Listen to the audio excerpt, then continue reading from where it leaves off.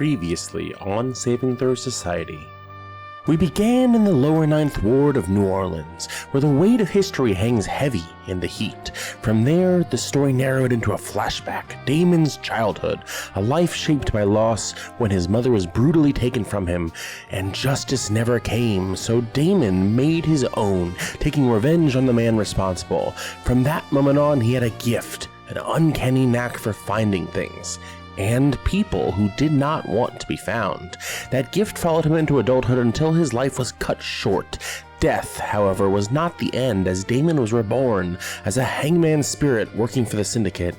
He believed he was helping people, doing real good in the world until he learned the truth. The Syndicate had arranged his death from the very beginning. In the present day, time suddenly froze as Onyx piloted an airboat through the bayou. A voice called to her through the portal, and when she stepped through, she emerged in the Treme, outside a small shop with a familiar face.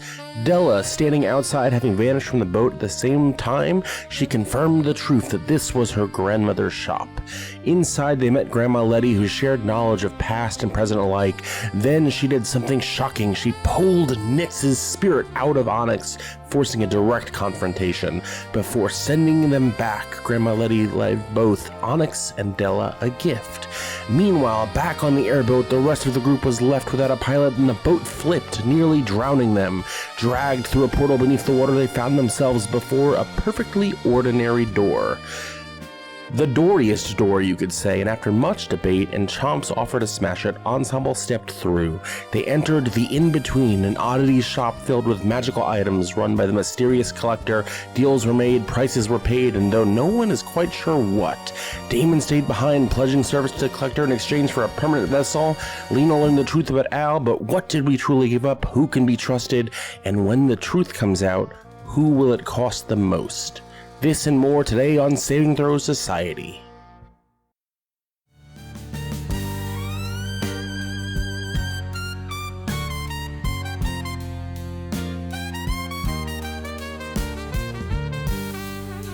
Welcome to Saving Throw Society as we present Barrier City's New Orleans. Laissez le bon temps rouler and just sit back, relax, and enjoy the jazz.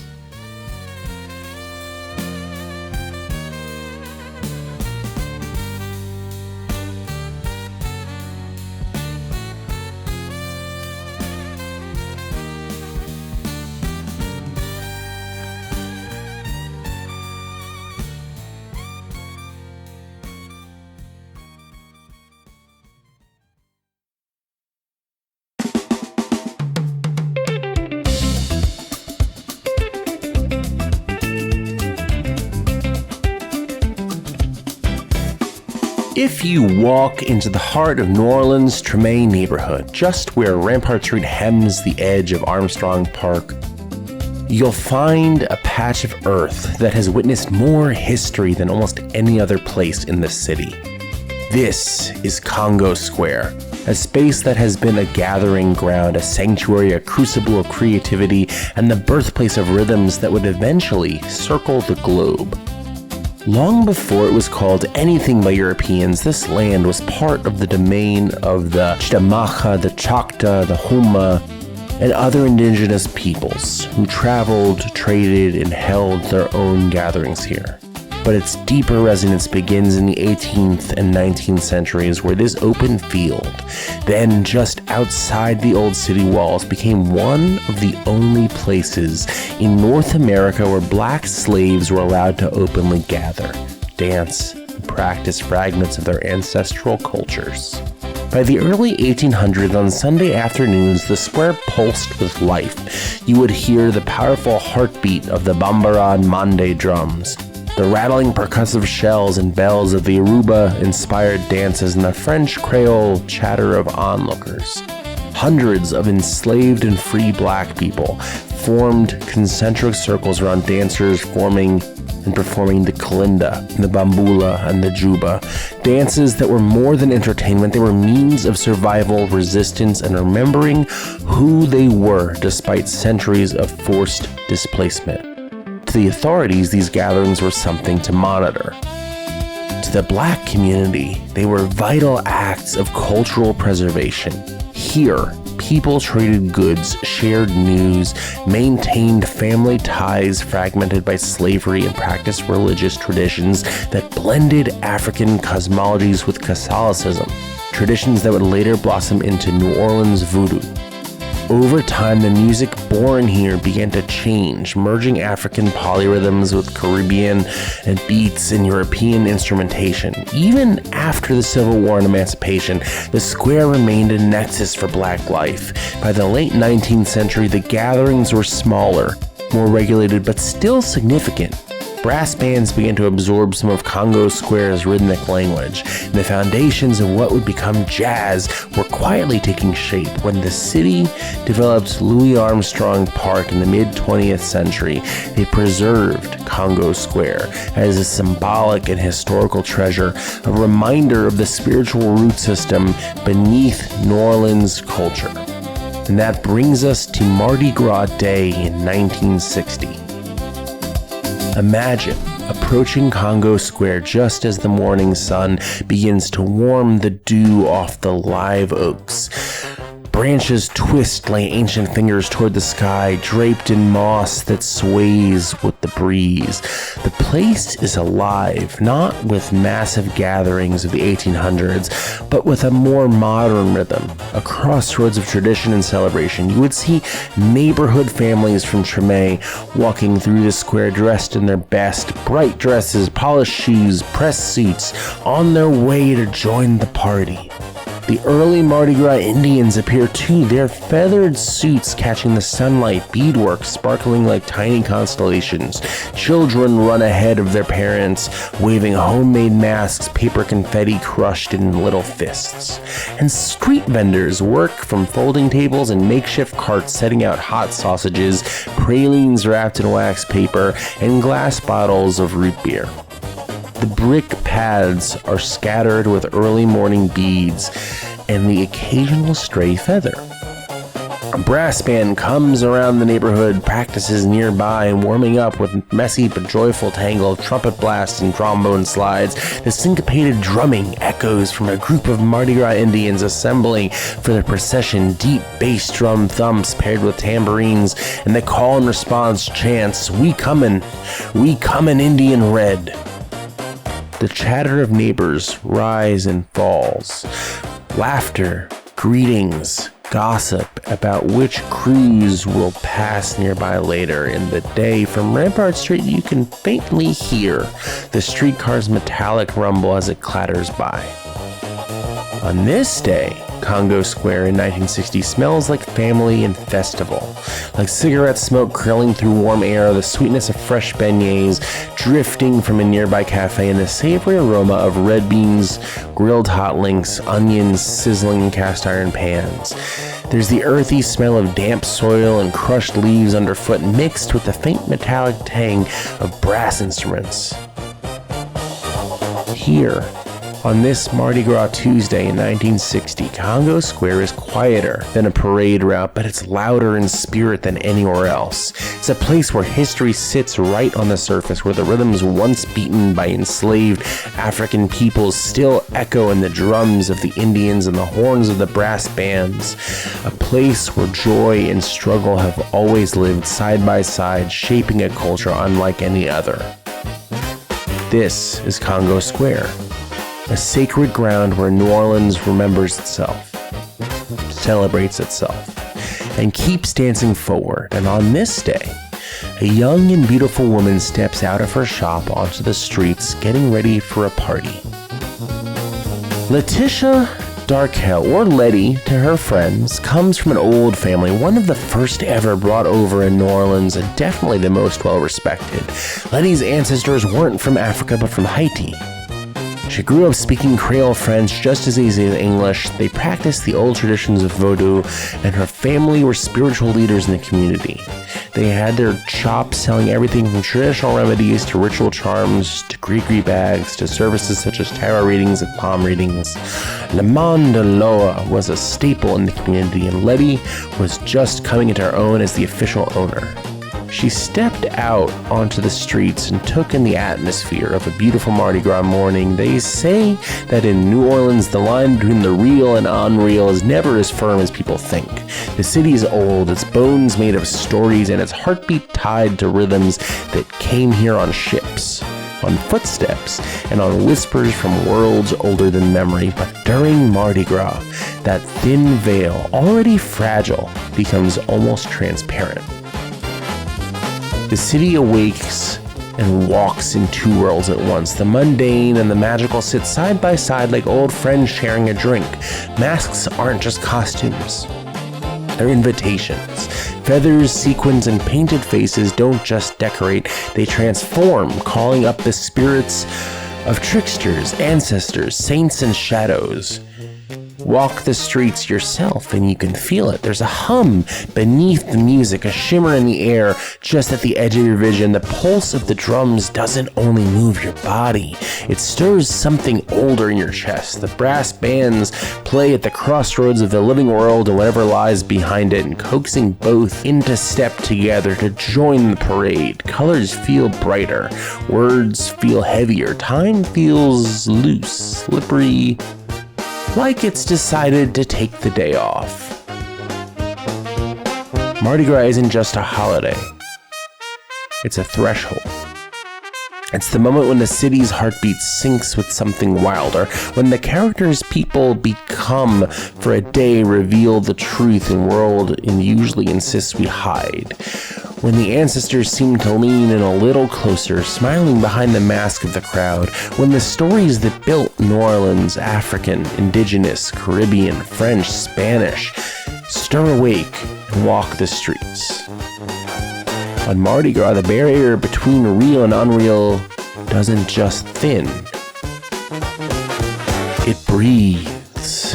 And you look closely at the phrase along the edges of reality, maybe, just maybe, you can see beyond. Letty grew up in this tradition.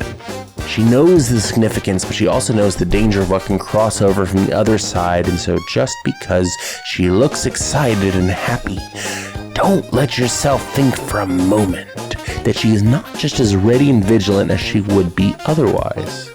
As she walks up the old path to the street from the shop, she begins to turn the corner to head towards Congo Square. She smiles at differently familiar faces in the neighborhood, some who smile back and others that avoid her gaze completely. Those that she has helped and those that are more fearful of the magics they believe she possesses. As she greets the living, she also smiles and greets the dead. Spirits always roam the world, but on Mardi Gras they roam a little more freely, a little more solidly, and a little more joyously. As she walks, she feels someone fall into step with her. Not a familiar presence, and definitely not one of New Orleans' children, but she knows better than to be rude to strangers. At first, he appears merely tall, about 6.5 feet. But there was something too smooth about the way he moved. Like all the bones were made of silk and intention rather than flesh. His skin was pale, alabaster, almost glowing blue in the gaslight. His features were androgynous, sharp cheekbones softened by a gentle jaw, lips curved as though perpetually on the edge of amusement, eyes an unnatural shade of green like polished serpentine. His hair, long and sandy blonde, was tied back with a ribbon the color of peacock feathers.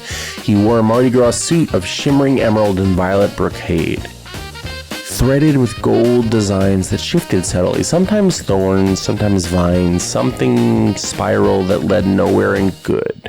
His gloves were white, but the fingers were ever so slightly too long. Letty saw the glamour instantly. Veil as thin as onion skin tonight, she thought, and behind it she caught glimpses of what he truly was. 8 feet of nightmarish majesty and terrifyingly beauty. 6 long arms ending in clawed hands, rows of needle fangs arranged in a too wide grin.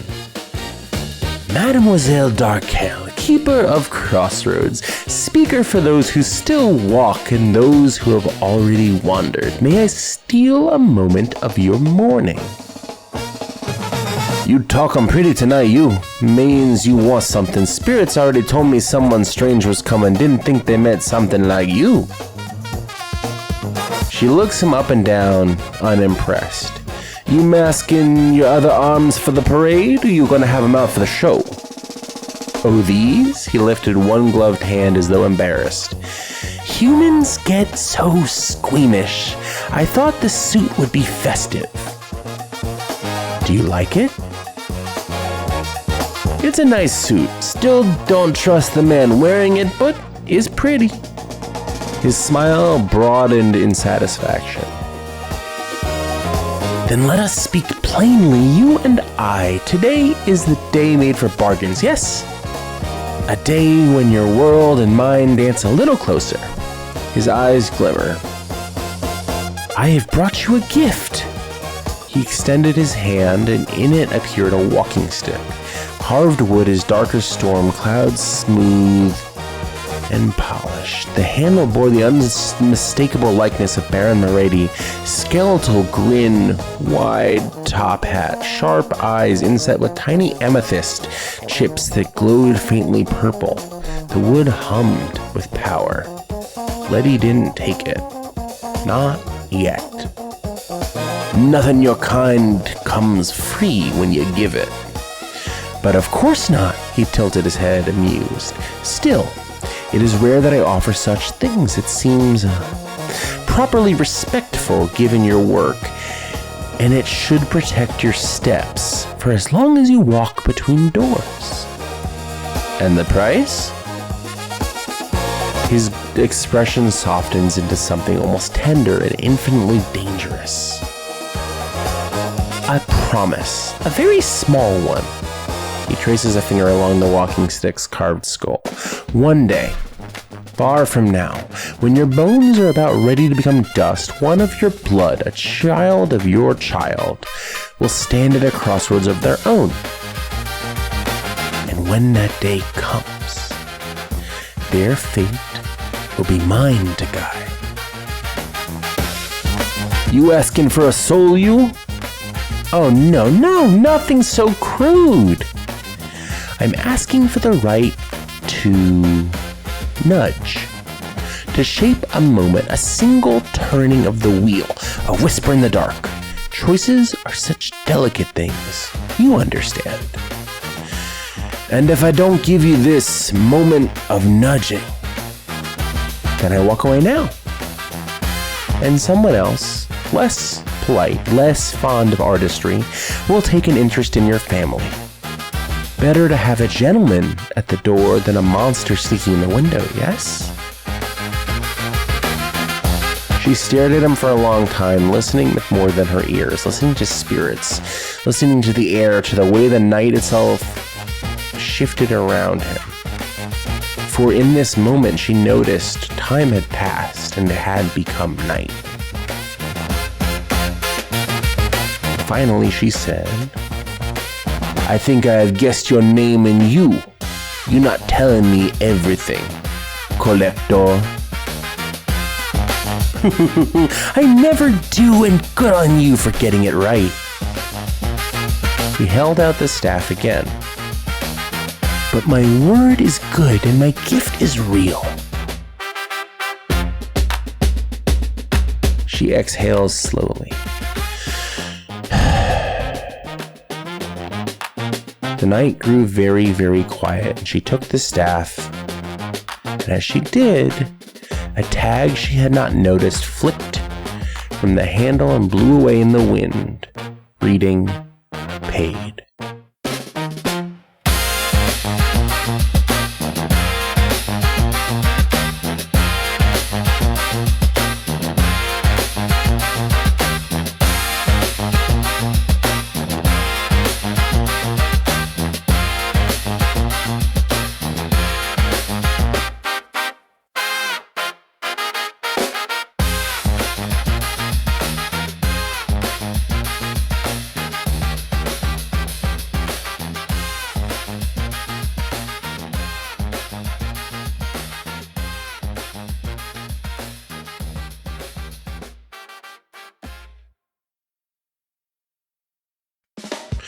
It is a warm May evening in New Orleans, and Al, you have just crossed through the portal to the material plane only hours before.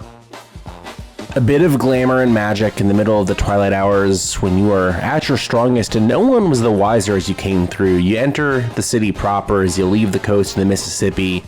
It is bright, it is bustling, it is loud and chaotic, and it is everything that you were looking for when you left the Glimmer Grove. It is everything that the vision told you it would be. It is the reason that this is where you chose to come for your real Mirai. As you look around at everything, a familiar sight permeates your field of vision.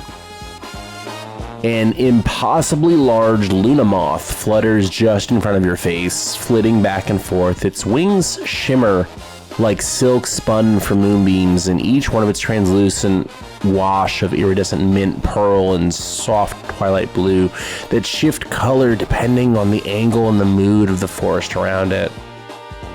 Veins of faint gold trace delicate patterns along its wings, growing subtly like constellations through the stars seen through thin clouds. The moth's body is slender and plush and furry, with white, soft, and pale lavender pulses that gently emanate from it with bioluminescence, sort of breathing the rhythm of the Feywild itself. Its antennae are large and feathery and ethereal. This is your familiar. This is your closest friend, Silverslip. As the symbol of your court, every member of your family has one of these amazing creatures tethered to them for an early age. They are a piece of you and you are a piece of them. Silverslip begins to sail through the air into the city and then stops about 10 feet away from you, as if waiting for you to follow. And it just sort of hovers there as you look around your surroundings. So I'm taking everything in, and I see Silverslip kind of waiting for me. And I notice ahead of me there's kind of like a commotion on the street, and I'm just kind of distracted by it. And instead of following my Luna Moth, I go towards just what's going on around me. I'm distracted right now. Okay. I am just feeling the environment I've stepped into. So as you enter the city, you see all sorts of people in shops, you hear music, you smell food, and you begin to walk and you see all these people dancing and moving and walking, and it's bustling. It's way busier than anywhere in the Feywilds is, especially busier than the Glimmer Grove. So I need a wisdom save. Shit. Gonna use my brand new dice, and that is a +5 for me. 17. 17's not bad. On a 17, you aren't sort of whisked away by the crowd. You're able to maintain your faculties, maintain your sort of observance. Sweet. And more importantly, you notice that there's a giant fucking moth floating in the middle. This is, to really paint a picture, Silverslip's the size of like a parrot, which is pretty big for a Luna moth. So on your 17 wisdom, you quickly act and you mumble a bit of spell work under your breath, and Silverslip forms into the tattoo that forms across your chest, disappearing from sight, rejoining your being on your body. All right, so they're on me, and I just go, all right, let's just take in the sights before we just keep moving. You know, it's got to get used to the surroundings, and you're kind of sticking out. You feel kind of a flutter in your, like, in that, like that inside of your, to say that you have butterflies in your stomach would kind of make sense. But that's sort of the feeling you get. It's sort of an acknowledgement feeling. You begin to hear a combination of different accents and languages and sounds and sights, and it gets very busy. You're in the French Quarter proper. It's a weekend night and people are out drunk and rowdy. And then you start seeing the lights coming from bars lining the street. And it's sort of, everyone's going in and out of these bars. You've never seen, you know, taverns exist in the Feywild. You've been to taverns, but they're not like this. This is, you hear someone talking about getting the strongest hurricane they've ever had. The way your brain translates hurricane, you understand it to mean a terrifying storm. Of course. As your brain sort of interprets what a hurricane is. Mm-hmm. And they say that in the bar they just walked out of, they got the strongest hurricane they ever had. What would you think? So I kind of mumble to my chest at the moment, and I go, there might be some elemental stuff going on here. Maybe we should go check it out. So you walk in. Yeah, I head to that bar. You head to that bar. You see crowds of people crowded around the bar. There's several bartenders working quickly. And there's music playing. There's a small jazz combo playing in the corner. And people sitting at tables and dancing. And you hear someone say, I'll take 2 hurricanes over here. You don't see storms. You don't hear wind. I kind of eyeball whoever ordered that and just kind of pause and wait to see what happens. And as nothing happens, I'm inching a little closer because in my head, there might be some shady magic. If people are talking about hurricanes and ordering them, this might be a weird place. And I know some weird. And if I'm going to be spending my free time, my free, chance to kind of discover myself, I don't want to get caught up in something dangerous where I'm going to have to, protect myself or expose myself. So I want to make sure that everything's cool before I decide this is where I want to, chill for the next, however many months, weeks, years. So you see they order the hurricanes, and a bartender quickly goes to work putting the drink together. They take 2 large sort of barrel-shaped bottles with a thin neck and the bulbous end, one with a darker, you're not sure what's inside the fluid, and one with a lighter fluid, and then stuff that it smells very strongly of fruit. You see them pouring this orangish juice and this palish juice and mixing it all together, a splash of something red, and they gave them this drink, and they put a little umbrella in it, and it's a drink. So I kind of get uncomfortably close when it's being served, and I look at the bartender as you said it was a she? Yes. As she's handing the drinks over, and I'm just kind of looking at it, and I go, I don't think that those umbrellas are gonna do much. I don't think they're. Why are you? They look like they're made out of parchment. Shay, these are paper umbrellas in this drink. Parchment. Right.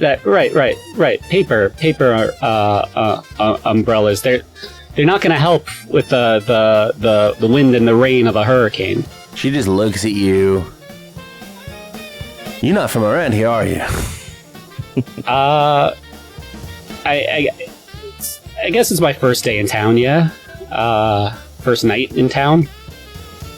I'm on vacation. Hi. My name's Al. My name is Darla. This is the bar that I manage. Would you like to try a hurricane? This is our specialty here. I kind of pause for a moment, and I whisper to Silver Slip, and I'm just like, all right, so I'm gonna need you to just guidance me for a second. Yeah, I'll take a hurricane. So you watch, she mixes them together, and she sort of talks you through the drink as she's doing it. So we take our light rum and we take our dark rum. We blend in fruit juice. We use passion fruit and orange juice here. A little bit of lime. We have some simple syrup, which is just sugar water. You know sugar water. Mm-hmm. We put in some grenadine as the red drink. You don't seem to be tracking any of this, do you? I'm taking it all in. Yep. Do you have any idea on you? Are you 21? Yes. I am 20, I am 22, actually. Can I see your ID? Sure. And I start looking around and trying to think of what an ID is. In the Feywilds, do IDs exist? That's a great question. Samson, what do I think an ID is? I don't know, Anthony. What do you think an ID is? What would Al think an ID is? So I reach into my pocket, and there is this sort of slip of it's like a magic parchment, and it basically just has the symbol of my court on it, and I look at it and I go, no, that's not it. I thought you were about to pull out some Doctor Who telepathic paper bullshit. I 100%, that's where my head was going, but I don't have that. 100% I don't have anything like that. So, Samson, I specifically, I don't have much magic that can cover this. So, in my head, I am just going to, after I put the paper away, because I don't want anyone to see that, I go, I don't have my ID. I do have, and I take out what would be a would be in the Feywild. It would have been my like money purse, and when I take it out, it looks like a money clip, and I take out a few pieces of, to me, a currency from my world that I was given when going on this trip that becomes the currency of this world. Like when you're going on an international type of trip, you're given like an exchange. So it's almost like a bewitched currency to just mimic whatever they're seeing or they want to see. So what's the exchange rate of Feywild bullshit to US dollars? It's about one bullshit to about $50. Okay. Make a deception check. Okay. Woo! 19. She looks at you, she looks at the money, and her eyes linger just a moment, looking almost as if she's looking just past you. You're really not from around here. You come down from Montreal, visit your Cajun folks? Yeah. Montreal, 100%. That's where I'm from. You got it. You caught me. Canada, the real Feywilds. Can I take a moment to thank 1985 Games for these wonderful dice that have rolled pretty well the first 2 rolls I've done with them? 19's pretty good. She gives you the drink. You really gotta make sure you take your passport around with you if you're coming from out of the country. Passport. Right. Right. Silly me. Thank you. I appreciate the advice. I appreciate the drink. And,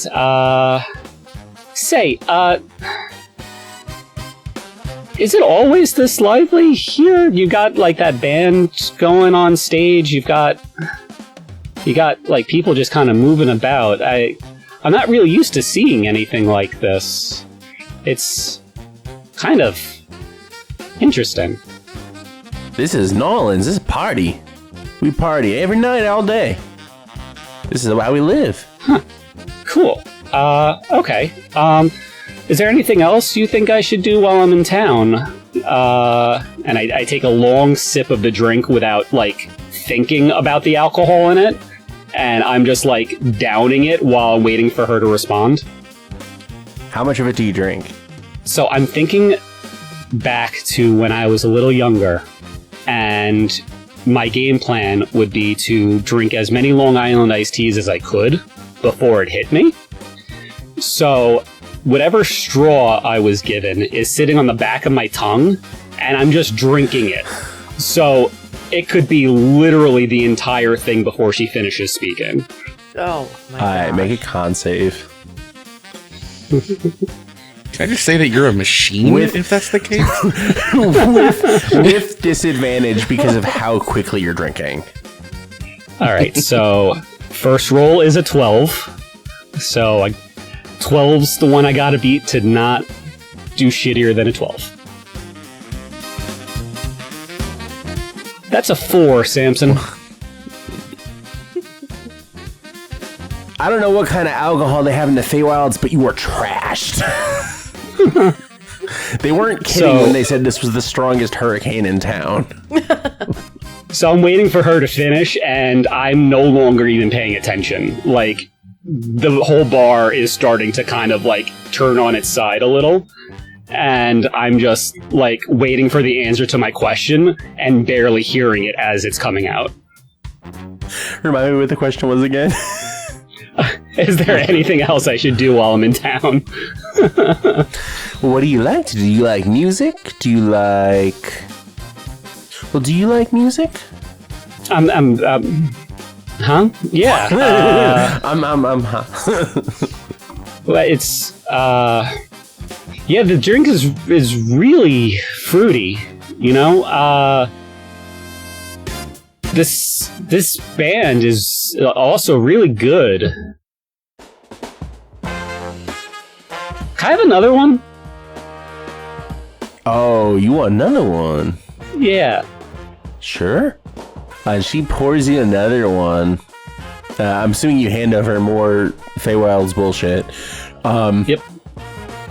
Make some sort of Arcana check, because I guarantee this money does not stay money once it hits her pocket, or once it hits the... By some kind of Arcana, do you mean exactly Arcana? Yes. Or... Make an Arcana check. 15. Okay. Your sheer will, with Silver Slip's help, is going to keep this money from turning into bunches of leaves and twigs until after you leave the bar. I'm just like, yeah, here. And I just hand a little too much because I don't understand the exchange rate at all. So I'm just giving whatever she's accepting. But here's money. So she hands you the drink, and they've been making these drinks not in glasses but in to-go cups. That's pretty much the standard in the French Quarter. They expect you can drink in the streets there. They expect you to walk and drink. So it's a to-go. It's a plastic solo cup kind of thing full of a hurricane. And you're talking to her, and you begin to hear different music. The band in here took a break. Down the street, you begin to hear different music. You hear a woman singing. I'm not even thinking. I'm just following it now. Like, I'm kind of like waddling, like tipsy, moving through the bar to get out the door and following whatever sound I'm hearing. Make some sort of dexterity save not to just trip over your feet drunk. Let's call it just a dex save is fine. That'll be another 4. You spill your drink all over yourself. You bump into several people. So I bump into several people, drinks everywhere. I barely notice, and I keep walking. You keep walking. You're following. The music's getting louder. You hear a guitar. Doesn't sound as amplified as it could be. So some sort of acoustic instrument that's being some sort of amplification. Maybe some sort of spell is doing this.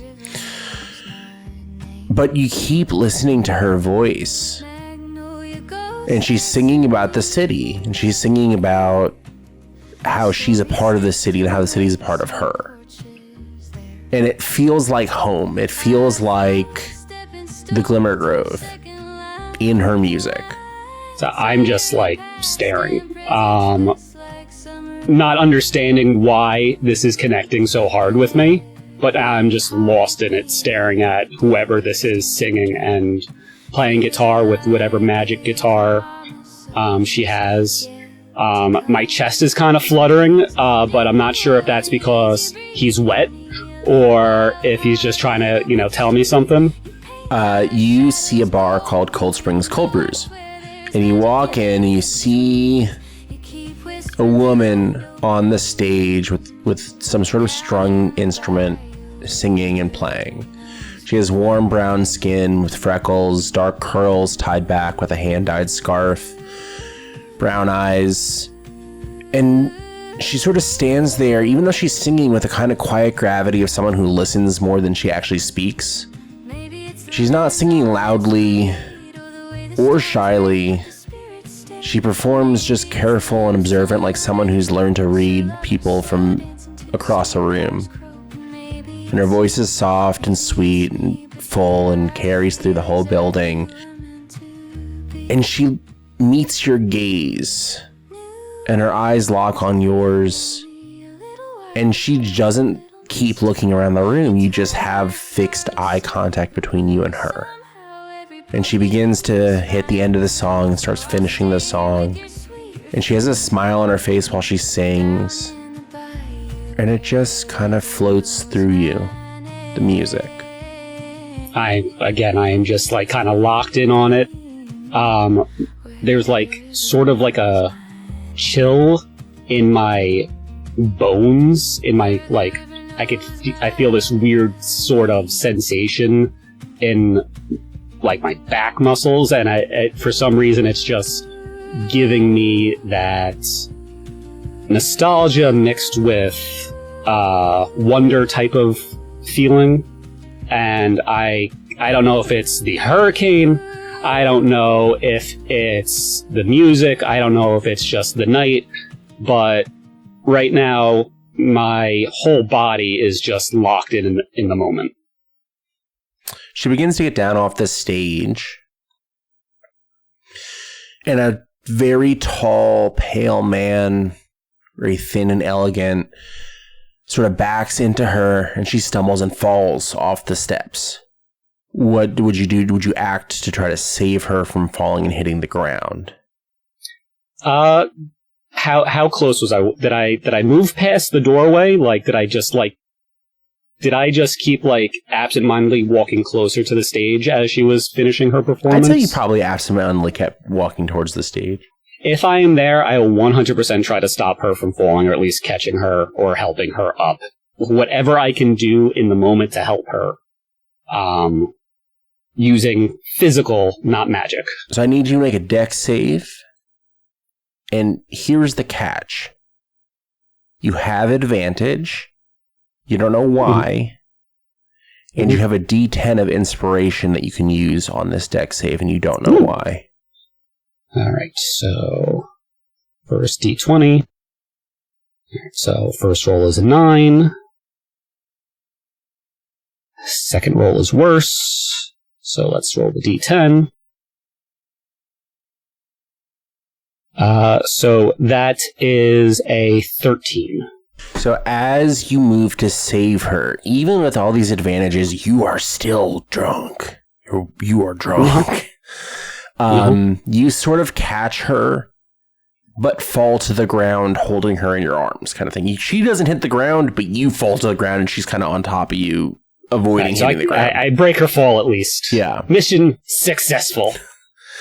You hear the man, "I'm terribly sorry. That was so clumsy, mademoiselle. It's very lucky that someone so quick was here to catch and save you from that tumble I set you on. You, my good man, why don't you take her to the bar and buy the young lady a drink? Tell the bartender to put it on my tab under Denzel." Denzel, got it. Tab, right. Tab. Hi. Do you want a drink? Well, I did just get done singing. I probably use something to drink, whether it's alcohol or not. I'm here alone tonight, so yeah, why don't we go to the bar and I can say thank you for catching me with your whole body. And we can, Mr. And you turn to see the man. He's gone from sight. He doesn't. He was probably embarrassed because he knocked you over. It's okay. Sorry. As I'm picking myself up after she gets up, I'm like, I'm Al. Nice to meet you. Hi. Al. Is Al short for something? Yeah, I don't really use it though. So just call me out. I understand that people, you choose the name that you use. That's how I like to think that you choose the name that you use. You don't have to use your full name. We can all be who we want to be truly. My name's Lena. It's a nice name. So I believe he wanted us to get you a drink on his tab. So yeah, I don't know him. But if he's paying, I mean, why not, right? Yeah, that's what I say. Anyone else's money is always good. So I guess we start walking towards the bar. I'm like, so what do you want? I was at this other bar and they had something called a hurricane, and it was okay. I don't know if you want one of those, but they come with an umbrella. It's kind of a crappy umbrella though. It's not really gonna do much. I'm gonna throw Zeb on the spot real quick. Zeb is the bartender. She turns to you, Al, as you guys get close to the bar. Hey, do you want to see something really funny? Okay. Zeb, can I have coffee? Can I get cold brew? Is this some sort of joke? You know the deal. He's new. He doesn't know the deal. So we would like some cold brew from Cold Springs Cold Brews. It's in your name, right? Okay, now I'm starting to get a little flustered right now because you know what we serve here. There's a menu. Can we please follow the rules that have been established by society, the norms that we all agree to? Read the menu. Is the funny part how mad he's getting about you asking for a drink? I'm not getting mad. I don't know who you are, but this is not me bad. Hi, I'm Al, and I reach out to shake your hand. He shakes. Yeah. Okay, so, what am I getting you? I shouldn't even be on tonight. What do you recommend if you don't have the cold brews that she was asking about? Do you like tea? Yeah. Tea's good. Excellent. I've got an iced tea that you're gonna love. Zeb starts making a Long Island iced tea. And the night sort of fades away. You talk for a long time with Lena. Lena keeps poking fun at Zeb throughout the night. And eventually Lena looks at a small rectangle that she takes out of her pocket that has a sort of light cantrip cast on it. It's bright light coming off of it somehow. And she's like, oh, I didn't realize the time. I just got a text from my sister that my grandma's going to be pissed if I'm not home soon. So I have to go. Okay. Where are you staying? I haven't figured that out yet. I kind of just got into town and got kind of swept into the city. I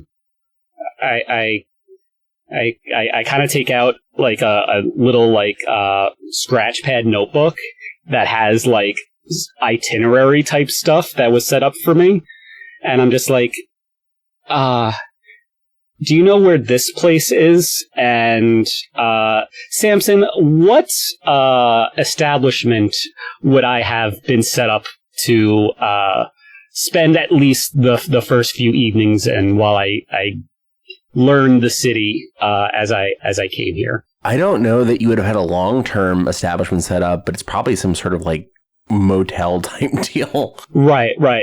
It was like maybe like a few days stay while I got the lay of the land, and then I would have been on my own. Yeah, like it's probably someone from my court would have just set this all up, knowing where I was going and what I was doing. So it's just some, Motel 6 at the top of like some bar or something. You show her, and she says, "Oh, maybe we don't stay there. Maybe we find a better place to stay that has less roaches." Zeb, are you still renting the room above the bar? Did you find someone to live there yet? No, it's currently vacant. Do you think that this gentleman who saved me from falling off the stage could maybe stay there at least tonight? I mean, that's kind of asking a lot, don't you think? And I'll go, I have money, and I pull out my my fake bullshit money that looks like real money to you. Holy cow, man. I mean, that's a lot. Is it enough for the night? I mean, for that much, you could sleep in my bed, man. I mean, I don't think I want to, but it's nice that you're offering. Okay, suit yourself. And you go upstairs. Lena walks you up, and you are clearly more intoxicated than she is by any means. So she's just making sure you get upstairs okay and do well. What clothes is Al wearing after just crossing? If I just crossed over, I wouldn't have the outfit that everyone is accustomed to, which was like thrifted 100%. This is very simple, like a linen shirt that sort of looks like it should fit in, but doesn't quite fit into to the mortal plane. And very simple pants, and shoes. Nothing too spectacular, just like the type of clothes one would wear to sort of blend into the background, but slightly off because it was designed by people that don't actually live in the mortal plane. So knowing your family's backstory, knowing the backstory of where you're from in the Feywilds, do the people of the Glimmer Grove have a nudity taboo? I don't think so. I don't think so either. Which is why I ask. I'm assuming you get upstairs, see a bed, and start stripping off clothes. Yep. And Lena's like, okay, maybe we keep the pants on for now because you did save me from falling, but I don't know you that well yet. You're a nice man. That's a really interesting tattoo you have on your chest. Oh yeah, this is my buddy. He's always with me. He's your buddy? Yeah. She pulls up her sleeve and shows you a tattoo she has on her arm of the Cheshire Cat from Alice in Wonderland, who you would have no idea what that is at all. I was like, this is a tattoo I have, but I don't call it my buddy. How is the tattoo your buddy? It's just, and I kind of hold back like a little bit of indigestion for a moment, and I go, he's just, if he's not here, it's like if he's not here, he's here, like I love him. And I'm just kind of staring at this point. She looks at you and she smiles. As all the drinks are just kind of taking their toll on me. Yeah, we have two hurricanes and a Long Island deep. To someone who does not drink alcohol. She looks at you and she kind of smiles and she said, I get that. If he's not here, he's a part of who you are. The things we choose to wear on our body and incorporate into our sort of being become a part of us. So, yeah, if he's not there with you, then are you really the same person? Right. He's been with me since I was like born, right? And it's like since he's you my were best born. Friend, and wait, yeah, since you were born? He's been part of me since I was born. Were you in a cult? What's that? I'm gonna let you get some sleep. I'm gonna check on you tomorrow. Is that okay? Okay. You'll be here. I'm gonna check on you tomorrow. Okay. Have a good night, Al. Good night, Lena. And as she's like walking away and closing the door, the pants come off.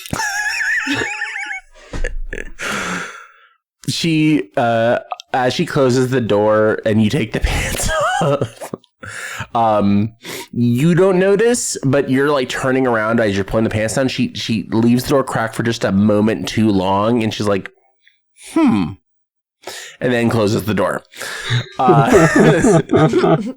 And that's where we're going to jump back into the present day. No, Samson, because now we have to, do sad fighting stuff. We have to do the ramifications of last episode.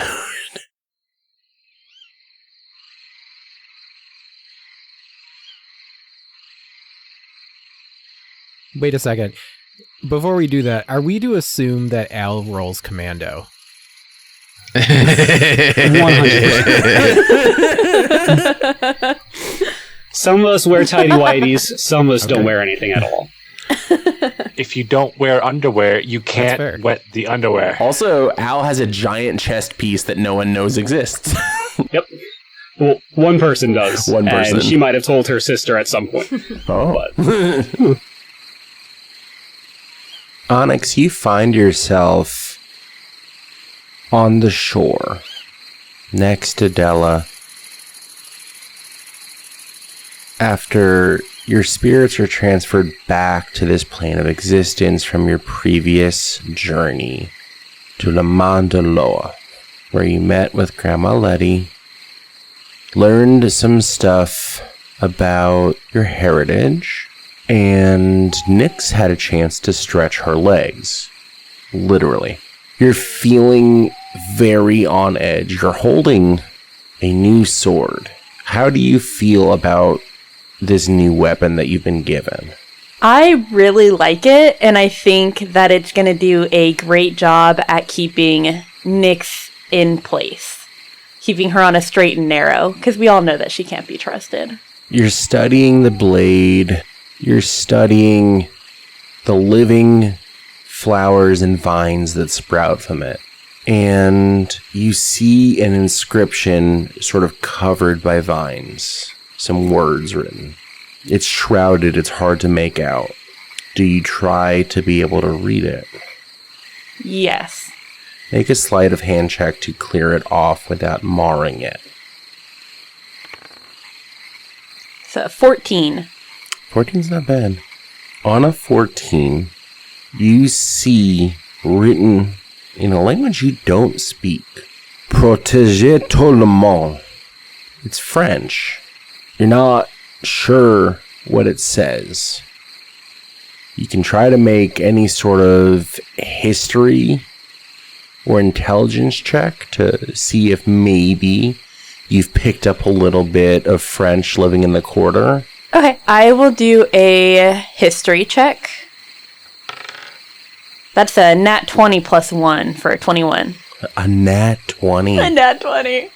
You don't know how you know this. This phrase means keep everyone safe. And you don't know how you know this either. But you know that it's your father's family crest. Oh, Onyx is gonna tear up.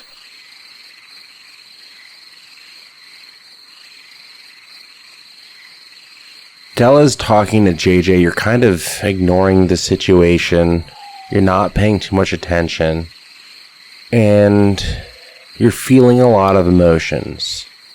I need you to make a wisdom save with disadvantage as you are feeling a lot of things and are distracted from the world around you and are feeling very lost in your thoughts.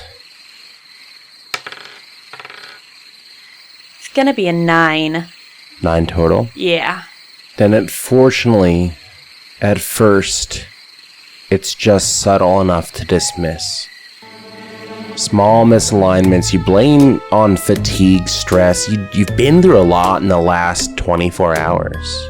A thought slips away mid-sentence in your mind, not forgotten but interrupted as though someone gently closed a door. You feel unreasonable irritation because you know something should be happening right now. But you feel distracted, cloudy, hazy, and Your body follows next. Delayed response. You turn your head side to side, fingers hovering over the familiar object of the hilt of a sword, uncertain of how they're supposed to close. Your heartbeat feels louder than it should. Not faster, but as if someone else is listening to it. There's a sensation like standing too close to someone in an empty room. The air subtly displaced where no one else should be. You're alone as Onyx ever is. Then come the thoughts that don't announce themselves as foreign. They arrive fully formed, confident, practical. Something in you says, don't react yet. Wait. The thoughts feel reasonable enough that you almost obey without question, and there's a chill slides down your spine, not fear, but unfortunate recognition. You didn't decide to think that. The idea didn't grow. It was placed. Your senses sharpen in the wrong way. Sounds seem layered, like echoes that don't belong to the room. Your own breathing annoys you as if it's out of sync with something else keeping time in your chest. It's almost like there's something else. You become acutely aware of your posture, your balance, the weight of your body, like someone else is taking notes on how you stand, how you feel. And the moment before the realization is the worst. It's when you feel a flicker of relief at the thought of letting go, when resistance suddenly seems exhausting, unnecessary, when a quiet certainty settles in that something knows how to do this better than you ever have. When the dread blooms, slow and cold, because you understand that whatever is wrong doesn't need to rush, because it's already here, and it's been here for a while. It begins as wrongness rather than pain. A queasy intuition that something inside you has shifted its weight. Your thoughts feel thicker as if you're wading through syrup. And between each heartbeat, there's a pause that lasts a fraction too long. In that pause, you feel it. Something that inhales when you do not. That listens from behind your thoughts like a hand pressed flat against glass. This does not feel like Nyx. In fact, Nyx is in the back of your mind, screaming, but restrained. At first, it mimics you. That is the cruelest part. Your memories replay, but with an unfamiliar emphasis, like someone else is savoring them. Your hands twitch with intentions you didn't authorize. Words gather at your tongue that taste foreign, ancient, patient, practiced. You try to summon fear or anger and something sharp enough to cut it out, but even those emotions feel borrowed now, dulled, as if wrapped in cloth. Then comes the pressure. Not force, not violence. Occupation, a slow spreading fullness, like your body is a house, being methodically furnished without your consent. Your chest tightens as your breath is measured by something that has counted centuries in size. Your spine prickles with the certainty that you are being rearranged, that quarters of your mind you never knew existed are being unlocked from the inside. Something is going through all those quiet spaces, all those segments that have been created in your psyche. And you realize with a hollow drop in your gut that it has been there since the night before. You thought it left, but it's been waiting.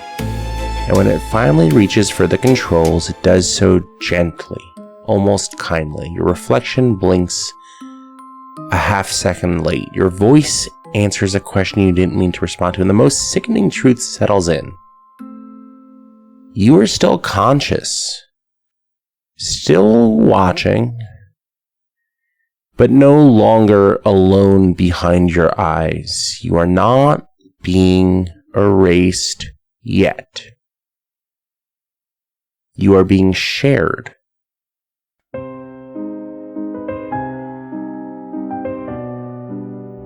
keep everyone safe. And you see a silhouette of a tall male figure in the back of your mind. And you feel a sharpness in your back as something happens to Onyx. Nyx is restrained and incapacitated. Onyx was in control. Make a Constitution save with disadvantage. A 14. A 14 does not save. You feel something like cold electric steel go through you. Almost like something slips into your spinal column. And then you feel it spread out and realize it's fingers attached to something. And you take 22 points of psychic damage. Is Onyx still up? Yes. Where's Onyx at? 11. Then I'm going to ask you to make a Constitution save one more time. It's gonna be a 4.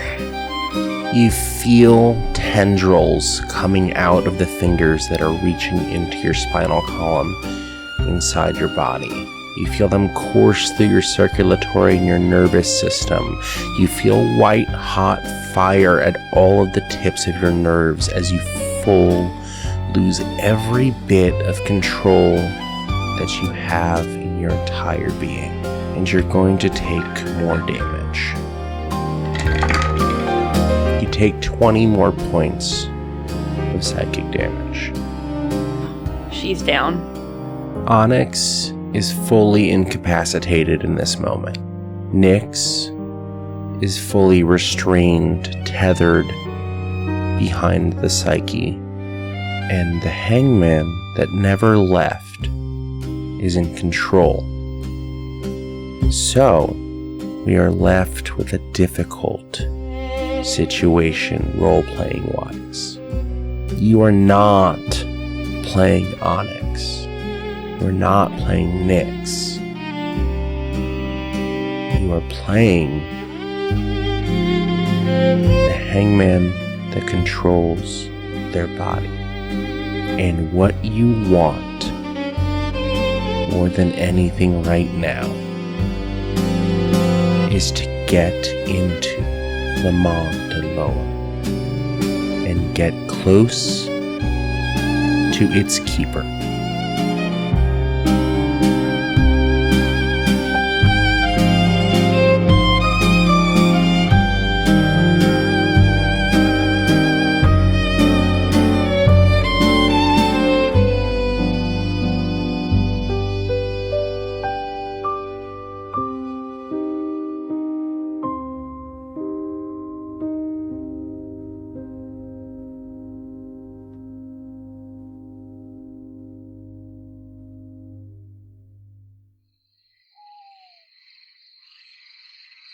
We are back in the present day, and Chomp and Ensemble came out of the Dorius door, first, only to be followed immediately by Al and Lena.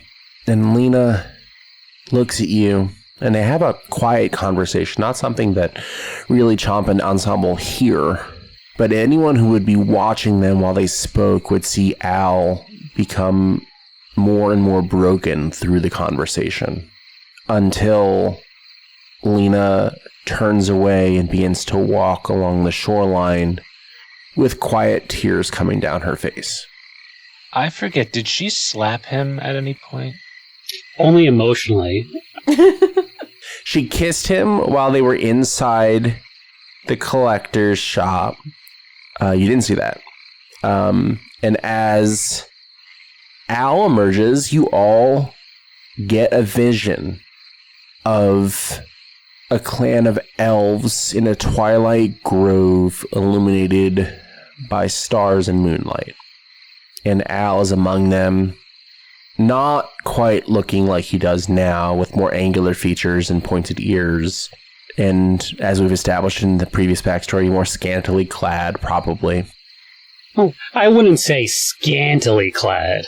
I think I would be in my, regalia. I don't think I would be scantily clad. He's got the leaf. Where it's placed, he'll never tell. To some people like Zeb, the leaf also looks like money. So is Al a stripper? Anyone of Chomp, Ensemble, Al, or Zeb, make a perception check. I don't think I'd be perceiving anything in the moment. I'm pretty sure I'm very distracted. You know what? That's fair. That's fair. This dice from 1985 games likes to roll 15s, so I got an 18. Samson, make sure you send this episode to them so they give us an official sponsorship. I got a 22. I got a 17. 17. Okay. Up the shore a ways, you spot Onyx and Della. And Della's locked in a conversation with JJ, from what you can see, because you guys can now see JJ. And Onyx kind of has a million-mile stare. Della, JJ is talking to you. Going to your grandma's shop is always kind of weird for me, because there's so many words against it. It feels, as soon as I enter it, like I'm not wanted there. Well, that's just because she's trying to protect us against all of the, the evil spirits. It's not necessarily you. It's just, we're just trying to keep our space, calm and peaceful. Yeah, but it kind of feels like I want to tear my skin off when I walk in there, and I don't even have skin. It's not you, it's just your kind. Well, I'm sorry. That sucks for you. Yeah. Would anyone begin to walk over to Della and Onyx, or call out to them or anything like that? I think I'd make my way over. I see that Onyx is just staring, right? So I just get in front of her face, just kind of wave my hand, hello. You approach Onyx. Make an insight check. 15 on the die plus, where's it? Insight 18. Onyx, what does Ensemble get on an 18? You just get the feeling that there's a lot going on internally, and something might be wrong, but you don't know what. Okay. I don't know that I would do anything with that information, but... Ensemble, are you playing music as you are outside of the collector's shop? Or are you being quiet? I think it's a quiet time. A quiet time. We're in a space that I'm not really familiar with. Who knows who's around? She probably should have. Would you all talk to each other about the separate experiences that you had? So are we the collector group? Did we all see what happened to each of us in the collector's lair? Yes. Okay, so it's like the two groups converging. Yep, you had Della and Onyx that were not part of the in-between shopping trip. So I think Zeb would walk over to the two, but as he's doing it, he's gonna walk up. He's noticing that Al is not looking great, and Zeb is also kind of shocked to learn this about Al, because he's worked closely with Al, for a while. But I think that his humanity takes over versus his sheer curiosity. He puts an arm around Al, and he's like kind of guiding him over to Onyx and Della. And as he's doing that, he's saying, "Hey, man, I don't know exactly what that conversation was, but it did look great. Are you okay?" Sam, last game I think we said that when everyone sees, my visage, my glamour also breaks, so I look like a full elf right now. Yes. You look like a full elf. So, Zeb, as you're kind of directing me and talking to me, you see that I am 100% elf right now. Still the same clothes and everything, but all my elf features are out and on display. And I kind of look at you, and I shake my head no, and I just go, I fucked up. I'm not okay, but it's my fault. So it's just this. I don't know. Okay, well, I'm here, and I want you to know that although I am very, very curious, whatever this is, it doesn't matter to me. You're Al. You're my buddy. We're gonna get through it. So I kind of nod a little and I go, thanks. I've always been Al. It's just, and I kind of like motion to myself and I go, it's just, I didn't want this to be, the thing that people knew about me. It's just, there's a lot to it, and it's a story for another time. Anyway, thank you. So, Understood. I love the ears, bro. And he guides Al over to Onyx and Dala. Is Chomp behind Zeb and Al or ahead of Zeb and Al? So, Chomp is kind of behind, but close to Zeb and Al, and kind of staring at Al because he looks funny, and also notices that he looks sad. So he just kind of sidles up and goes to Al and says,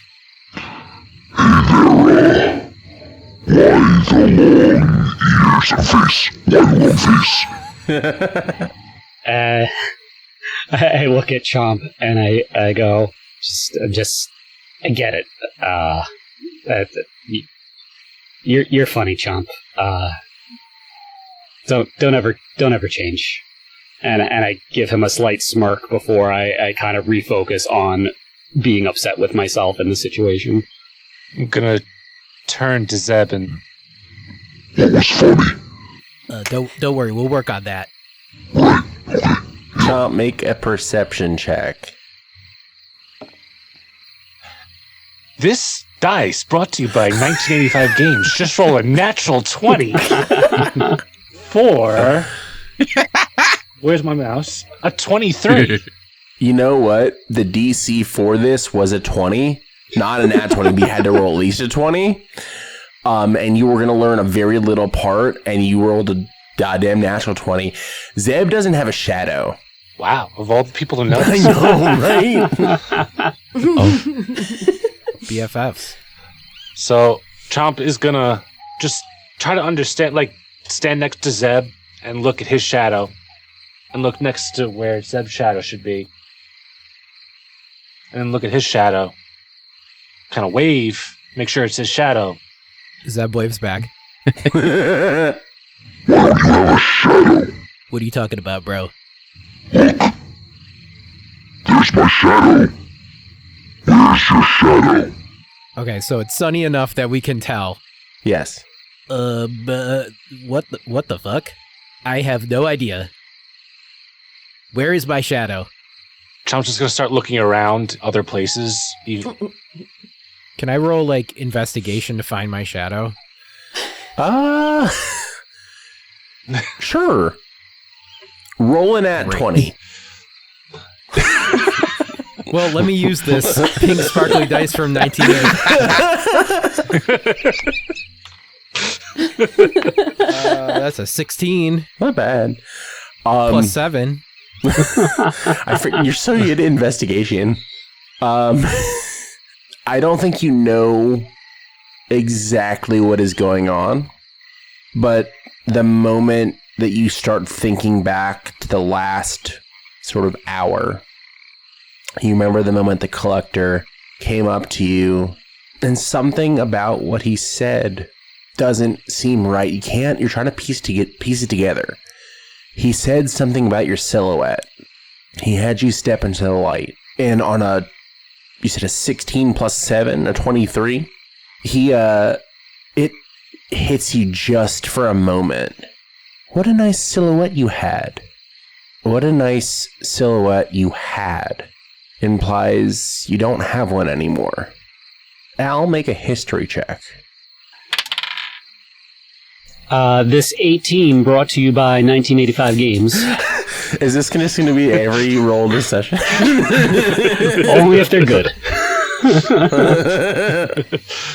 For those listening, I got free dice from 1985 Games because I make TikToks and they want me to sell them stuff. And I sent each of my players a mystery set of dice, and now they are just leaning into it. Shameless plug. They're pretty dice, though. You should go check them out. That's going to be the promo clip that we send to them is shameless plug. Anyway, so what was your total roll now that we're not talking about 1985 Games? That was an 18. I rolled a 16 plus 2. An 18.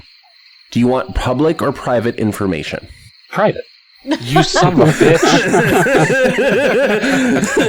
Boo! Boo!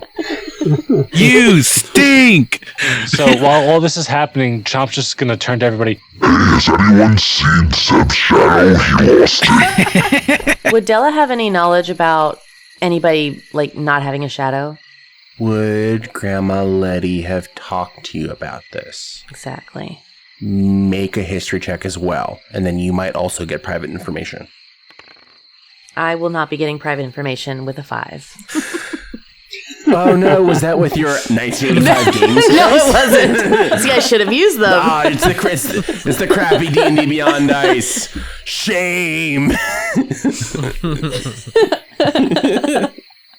When I hear that his shadow is gone and they're kind of looking all over for it, those dots connect in my head, and I look at Zeb and I go, I think you might be immortal. What? It's an old bedtime story that my grandmother used to tell me. But basically, the reason why all mortals have shadows is because shadows, they come from one plane of existence and cannot travel anywhere else without dying. And basically, the shadows and the immortals made a pact that lesser creatures, so lesser fae, humans, animals, blah, blah, blah, blah, blah, blah, blah, would be vessels for shadows. And without a shadow, you're not tied to the physics, the main course of life that you would typically experience. It's the shadow that kind of a shadow is alive. It feeds on your essence, and that's why mortals are mortal, because the shadow is eating at your essence, and without a shadow, there's nothing to eat at your essence, so you kind of live in a state of permanence unless that permanence is removed by an unnatural way, like, someone shooting you in the head or something. So, whatever the collector did seems to have unnaturally extended your life. If you want to believe my grandma. I don't understand a word of what you just said. Al, am I going to be okay? I look you dead in the face, and with as much of a calming presence as I can muster in this moment with everything that's going on with me personally, I look you dead in the face and I say, I have no fucking idea. Zeb throws up. In the last 24 hours, Zeb has peed himself, maybe shat himself, and now vomited. On the bright side, though, you don't have to look for your shadow anymore because it's gone. So don't be worrying about finding it right now. Chomp puts the rock down that he was looking at. Actually, I have just one more bit of information. Ensemble, would you roll a history check? And if it's good, pretend that you used your dice. Yeah, I should have, because this thing's taking forever once again. I did not fix it. I think that's going to be an 8 on the die. It's going to be an 8 on the die, and it was history, so 10.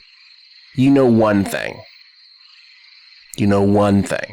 And it's whispers from living among hangmen in the syndicate. There is something that they didn't like, which is crazy, because they're the thing that goes bump in the night, essentially. You've heard whispers of something, and you don't know if it's a monster, a boogeyman, a person, one person, many people. But the words shadow severed stand out in your mind. And you don't know why, but the hangmen were scared when they talked about the shadow severed. You don't know anything else about it other than that. Would you say anything to Zeb or to anyone when that thought crosses your mind? Not yet. I think I'll hold that information for a little bit. Secrets. They're dangerous, but they're fun. JJ is talking to you, Della, about the feeling of going into your grandmother's shop, and quiets down as the group reconvenes. You are together. Onyx, you slowly turn and look at everybody, sort of breaking your million-mile stare. What would you say as everyone comes together with your experience that you just had in the shop? I'm going to look at everybody, and I'm definitely going to see that Al looks significantly different. So I'm going to stare at him for a little bit before I'm going to turn to Della and be like, we should go to your grandma's shop. Like, we need to get there as soon as we can. Like, something has clearly happened. And then I want to, as like we're making our way to her shop, I want to know what happened within their portion of wherever they went. So do we have a great sharing of information that we can just eliminate by saying, and we told them what happened? And we told them what happened. Question though, because I just had a thought. I know Eric knows Chomp gave a memory. Does Chomp know Chomp gave a memory? No, Chomp has a nifty new toy that Chomp doesn't quite understand what was paid. Yeah. I love this thing. Ooh, shiny. And Chomp holds up an hourglass that the sand is going upwards instead of downwards. You all notice that Onyx is also carrying a giant great sword covered in vines and flowers and living growth. Basically, a much nicer version of what her greatsword could be covered in. Yes. Basically. Everyone begins making the way to Grandma's house. It's over the hills and through the woods to Grandmother's house we go is what's happening right now. If I could have... Who's leading? Is Della leading or is someone else leading? I think everywhere that everyone has gone, Onyx has led the entire time. Yeah. I will say I am probably hanging towards the back, kind of following everyone and keeping a distance. I'm assuming Lena is up front with Dela, who... Lena locks step with Della. So I'm hanging back.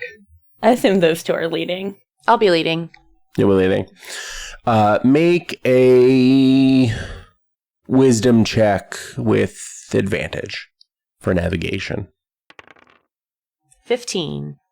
15. You get through. It's still I want to stress the amount of time has passed in this story. It is the day after the first episode, still. And it is about like 2-3 p.m. You're making your way, it's a Sunday in New Orleans. You're making your way through the city proper. I'll say you probably take some form of public transport at some point. For the argument of this, let's say there's a magical streetcar that gets you there. Is it named Desire? It's bad that I literally thought that. Really? I just thought of the night Didn't bus say it from though. Harry Potter. Yeah, that's kind of what I'm envisioning is like a magic That's what I night thought of. bus-esque That's what I streetcar. thought of. For those of you that don't know, streetcars go through New Orleans. They're basically giant railway systems, like very cool trams that go through the city. Yeah, but they're not 3 stories and purple like the night bus. So Well, he said it was magical. Okay, Eric? wrong. Magical was used. To eliminate a lot of role play of navigating the city, it's a Sunday. It's not night. It's not morning. Church is pretty much let out. People are getting ready for Sunday crawfish boils and just hanging out outside of their homes, gathering with family. The city smells like the food of an old culture. Gumbo is boiling in these big pots. Jambalaya is going. People are boiling crab and crawfish. And there's music, and people are happy and dancing, especially as you enter the Treme. You cross Congo Square, a place full of history, a place drenched in the suffering and joy of a culture of people that were brought here against their will. And you cross the streets through until you hit a row of shops. And at the end of the shops, on the corner, stands a tall, Creole-fashioned building. And on the front, there's a sign that says, Le Main de Loa, the hands of spirits. And from inside, you begin to hear soft music playing, and it kind of welcomes you in. It feels warm, it feels inviting, it feels calm and welcoming. And it's a sort of clarinet-heavy jazz with accordion, sort of Creole-influenced New Orleans jazz. And it's just piano and accordion and clarinet, some light drums. And it smells like Florida water and incense, sugarcane, molasses kind of textures through the air. And you see a couple of people leaving the shop. The door opens, a bell on the inside jingles. More importantly, sort of the wind chimes made of old bones and branches sort of blow in the wind. And a couple leaves. And as they're leaving, one of the elder woman that's part of them calls back, "Thank you, Grandma Letty, thank you. This is going to do the trick, I think." And she holds sort of a poultice, some sort of stones and bones and herbs mixed together, similar to the bags that Della made you, the Grigri bags. "I think this will ward away the evil that's affecting my family. I think this is going to do it." And they walk out hurriedly. And they notice Della and Lena at the front. And they stop. And they smile at you. And they nod their heads. Because they know, everyone knows the Darkel family here in the Treme. And she stops and she says to Della, "Your grandma, she says wonderful things about you. Says you're going to take over and help us all even more than she does." Oh, well, I don't know about that, but I'll certainly try my best. And your grandma talks all about the herb blends, the tea, the calming presence of herbalism that you're able to control. My youngest, my daughter, she's been trying to conceive for a while, and people throw around medical terms and IVF and different is there something herbal, something natural that could maybe help with that? And Lena says, well, there's different schools of thought on different herbs and different medicinal roots that can do different things. I mean, really what you need is to make her the most welcoming presence for a new life. I could maybe come by, and I have some special tea that she should drink like maybe an hour before she goes, and we get to making the baby in however we go about doing that between closed doors, and just something to help relax and help facilitate a warm and healthy environment. If you come by again, maybe in a couple of days, I'll have it ready. Oh, that would be wonderful. That'd be wonderful. Thank you so much. Okay, you tell Grandma Letty that we're going to come back soon, especially to talk to you, Miss Lena. And they head out, and the door is left subtly ajar to the shop. And you hear the voice calling from inside. Hey, are you out there, Della? You need to come in now. You dilly-dally, we just spoke. Do you know how hard it is to talk to you in the spirit and talk to these people in the material at the same time? And you taking your sweet time getting here. Della says, yes, ma'am, and she pushes the door open. And Lena wasn't really paying attention to what you guys talked about as you walked. She was kind of in her own head. She's like, wait, you spoke to Grandma? When were you speaking to Grandma? We were just on the... Hi, Grandma.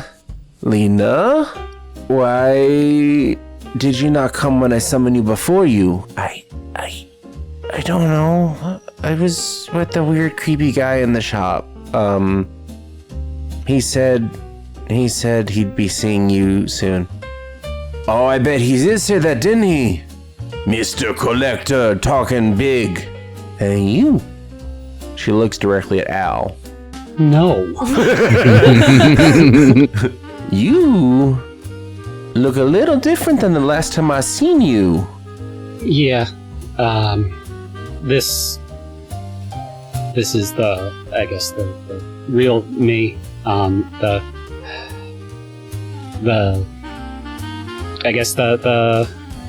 don't know, the truth is out there, you know? I'm not talking about your stupid fancy ears, you. I saw that already the moment you walk in here. You can't hide that from me, Grandma Letty. I'm talking about your spirit. You look decrepit. I don't know. And I kind of like look at Lena for like a split second, and I just kind of don't make eye contact with Grandma Letty, and I'm just like I don't know why that would be. It's okay. I'm fine. Lena's gonna cut you off. It's like, Grandma, what do you mean you knew? Yeah, I knew. Anyone could. Della, did you need? Neither of you knew. Neither of you knew you walking with a fae. No, I had no idea. Neither. Blind. This is. Maybe Della, you're not ready to take over as much as I thought. Is Dang. Dang. And she stops and she looks at Onyx. And she looks at you and she tilts her head a little bit and tilts it back the other way. How's that sword feel in your hands, you? I'm gonna look at her and I say, it's great. I'm happy to have it. Haven't had the chance to use it yet. And how's the black-eyed bitch in the back? She's great. She's been awfully quiet since we've left here. Is that true? Okay. And we have other guests. Oh! I knew you were coming, but I forgot to set a place. Come, my wonderful honored friend. It is amazing to have one of your kind here. And she takes Ensemble by the trombone arm and guides Ensemble in. You know, your people are fascinating.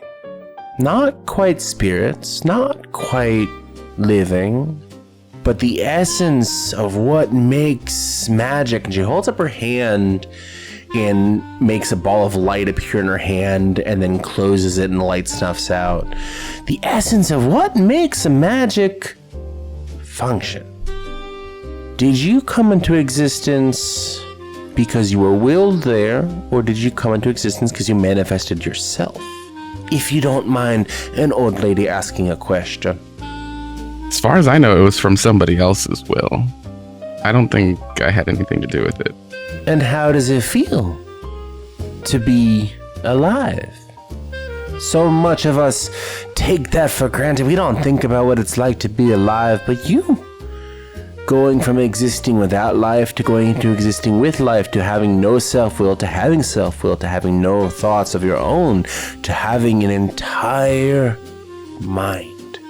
It's a lot all at once. I mean, when I came into existence, I wasn't even really free then. I've only been free for about a day. And how do you like this city that we all live in so much, that we live and love and laugh? More magical than I expected. It's magical and unexpected. I think this is a great place. I feel sorry that I'm gonna leave it soon.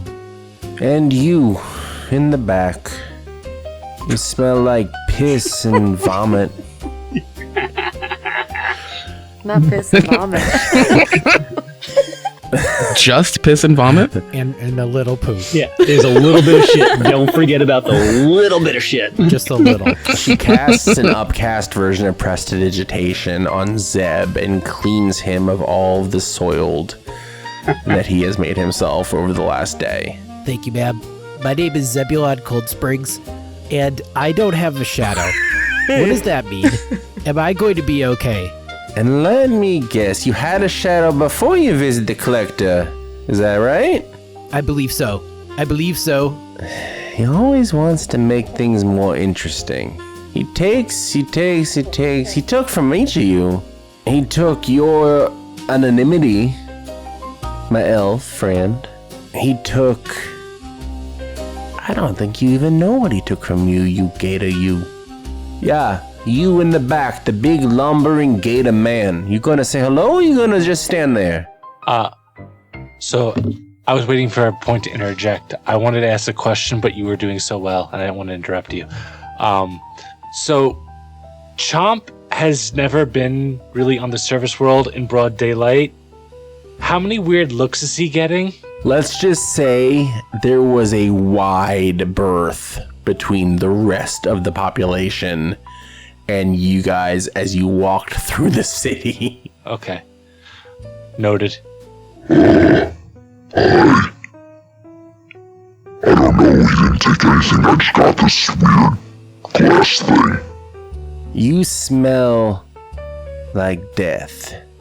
And a little bit of shit. And you have the air of someone that's lost so much. Do you know why you hate people so much? Because they abandoned me, I think. And then I met them years later and they tried to kill me randomly. I don't know if they just left me chained up on my island one day for literally no reason. It's not my place to tell you what you've lost. You're gonna have to figure that on your own. But he does like... Or you could just make it really easy and tell me, and I don't have to go on this elaborate quest to figure out something I don't even know I don't know. But I don't know either, Moshe. I don't know what they took from you. I know that something's missing. There's a piece of your being, your soul, that's no longer in that heart of yours. And Chomp's just gonna start patting down his pockets looking for something. And I don't know what he took. I don't know what he took. But something about you has changed. As for you, Zebulon Cold Springs, so formal with the full name, you don't have a shadow. What do you know about that? I was told a story that was told by a grandmother, and I didn't understand it.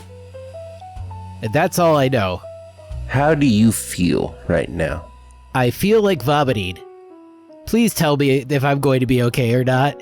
That's going to be kind of up to you, unfortunately. I can't tell you if you're going to be okay or if not. It's about the choices you're going to make with the decisions put in front of you. You are going to start to feel very differently about a lot of things. And it's more a question of, will you give in? Or will you fight for who you want to be? Who are you, Zebulon Cold Springs? I'm just a guy. I'm just another guy. This has all been a wild adventure, and honestly, I've had my fill. I don't know what decisions I'm going to be making and how that's going to affect me, and how does the shadow have anything to do with that? Well, unfortunately, that would be telling, and it's not my place to tell. Was not my business. I am a watcher, an observer, a medium in some respects, but not all, and a guardian. You are going to be thrust into a pivotal life, whether you want to be or not. And it's going to be up to you what you do with those choices. It's going to be up to you to decide if you can keep it and save others, or if you're going to be selfish and save yourself. But I can give you a small piece of advice. If you want to figure out what it means to live without a shadow, you're not going to do it here in New Orleans. That's going to happen on the other side. You might start talking to his family. And she gestures at Al. I'm just kind of like nonchalantly just kind of not drawing attention to the fact that she just pointed me out in the middle of this. I'm just trying to blend into the background right now, just lost in my own bullshit feelings right now. She looks at Onyx. Would you come over to the back room with me? I have to tell you some things about your family. And I have a feeling you wanted to talk to me anyway. Yes, I'll agree and I will walk with her to the back. I had some questions I needed answered after our last conversation. And then as we're walking back, I'll turn to everybody and smile and just say, I'll be back.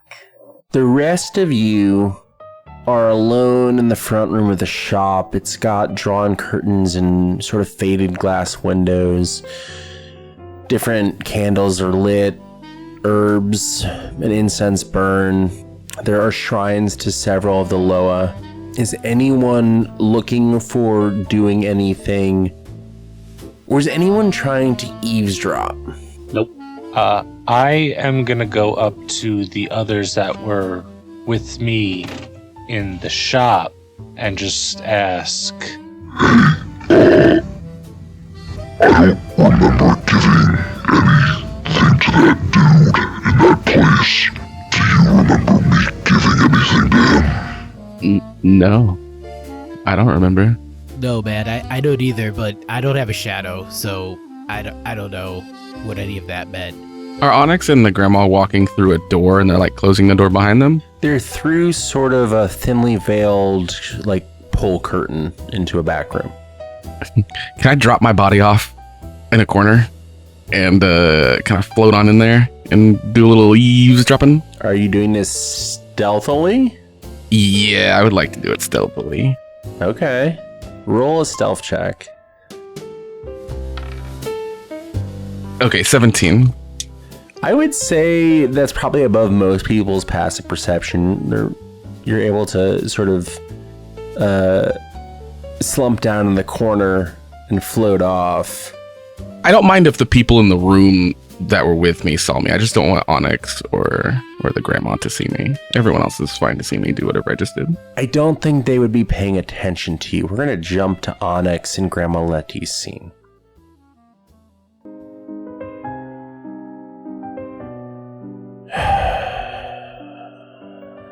So you got in here. How? I'm gonna look down at her and just laugh because I'm smarter than you. and you're naive. And the rest of them, they don't know.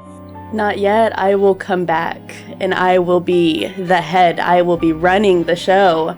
Nobody will be able to stop me. They will have to bow to me after we are done here. And I suppose this is it for me then. Well, I doubt you would hand me what I wanted without a fight. And you're kind of just a nuisance anyway. Ensemble, you get the voice of a message cantrip in your mind. You need to go back to the other room, because if you witness what is about to happen, you won't be safe. And you need to get Della and everyone else out of here. Onyx, make a perception check with advantage, because even casting a message cantrip does require some sort of visual spell work. That's a nat 1 plus 2 for 3. You had advantage. That was my advantage. You rolled 2 nat ones? Oh my god. Well, my other one was 2. No, wait, what was my other one? Hold on. Now, did you D&D use the Beyond, 1985 dice? Now freaking D&D Beyond. I'm not gonna plug D&D Yeah, Beyond. I'm done with now. D&D Beyond as a God, dice what roller. happened? No, thank you. I saw a 5 and a 3 on my screen poke up. Okay, yeah, a 5 and a 3. So my 5. Thank you. You didn't catch the spell work. So now we are going to roll initiative. Onyx and Ensemble only. Oh, So the 20 for me. 11 for me. Then Onyx acts first. Onyx, what do you do right now? I am going to pull out my dagger and go to stab Grandma Letty in the throat. Roll with advantage. It's gonna be an 18 to hit. Hits. Gonna be 6 damage. I think in this circumstance, you would probably be adding smite to that based off of what's happening. But you can tell me if I'm wrong. No, I think you are right. I don't know how to add smite. Roll 2d8. Don't use the 1985 dice.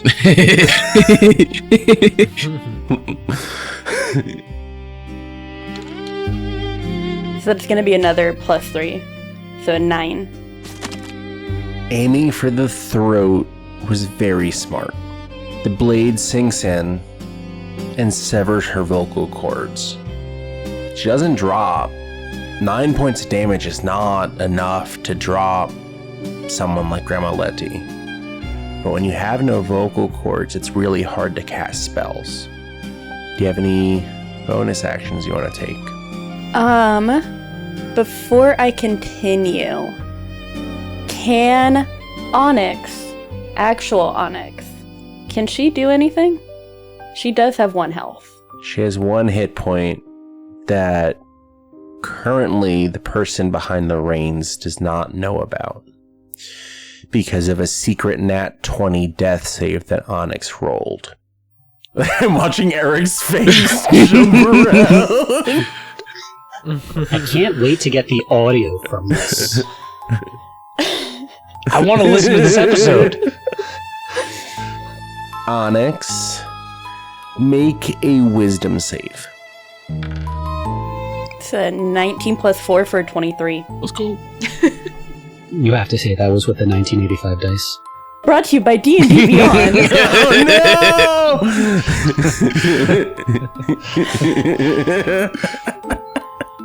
You begin an internal struggle between you and a hangman that has inhabited Onyx's body since the night in the bar in Cold Springs Cold Brews. Oh, shit. So last night, got it. Something that Onyx wasn't even aware was still inside of her after she thought she forced it out. That's what she said.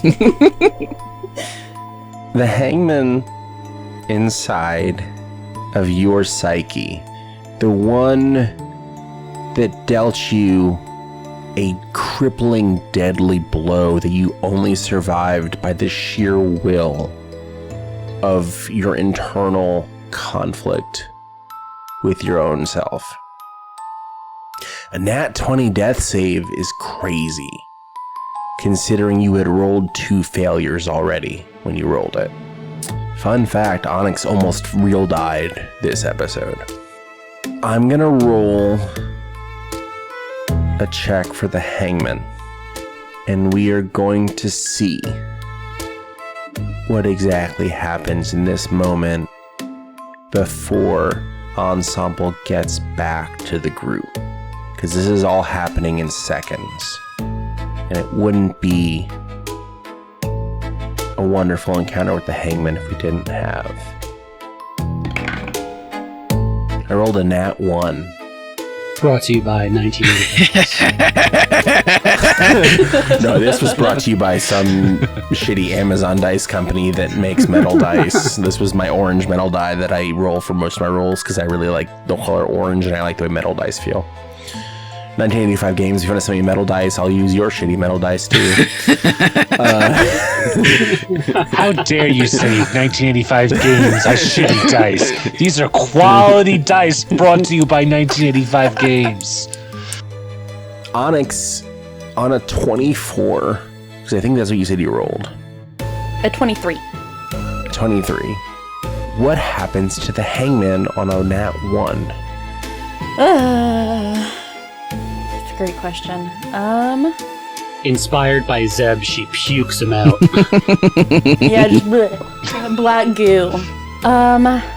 With Onyx rolling as high as she did, I think her first step would be to release Nyx of the hold that is on her, and then it would be pushing the hangman out for realsies this time, and trying to fully get him out. So we are switching to Nyx's character sheet then. Yeah. Nyx expels the hangman from inside of your shared body. The hangman will get a reaction in this moment. But I secretly rolled initiative for one more character. You bitch. Sorry. In the corner watching this happen, because he always likes the gossip, is JJ. And JJ can't do a lot to affect physical bodies. But JJ just got done fighting a swarm of hangman spirits and has some experience with how to fight spirits. In a polar opposite, JJ gets a nat 20. Nice. Brought to you by 1985. Oh, yeah. That was with the 1985 There guys. you go. That's what's up, baby. JJ, in some sort of unseen and immeasurable gumption gained over the last 24 hours, does something that he watched Lena do and rams a fist upwards into the spirit of the hangman. And on a nat 20, shreds the hangman to pieces. But we are still left with Grandma Letty, who is bleeding from a major artery in her neck. And no one on the other side of the veil knows yet. Talking is a free action. JJ turns to Onyx, or Nyx, who's now in control. I think I understand the concept of how the hangmen inhabit living bodies. I think I understand if I can figure out a way to get into her body and possess, I think I can save her life. I think I can make this better. Nyx is gonna look to JJ, and instead of making a really dirty joke about him fucking his girlfriend's grandma, she's just gonna be like, just get in the fucking body then, dumbass. Like, what are we waiting for? Why are we talking about this? JJ goes and almost phases into Grandma Letty's body. And as he does, you watch a sort of light sparking across her throat. sealing it shut.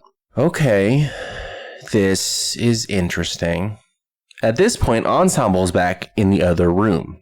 Ensemble, what are you doing? So you're going to see a little ball of light scurrying across the floor, making all kinds of panicky noises until I get to my my body.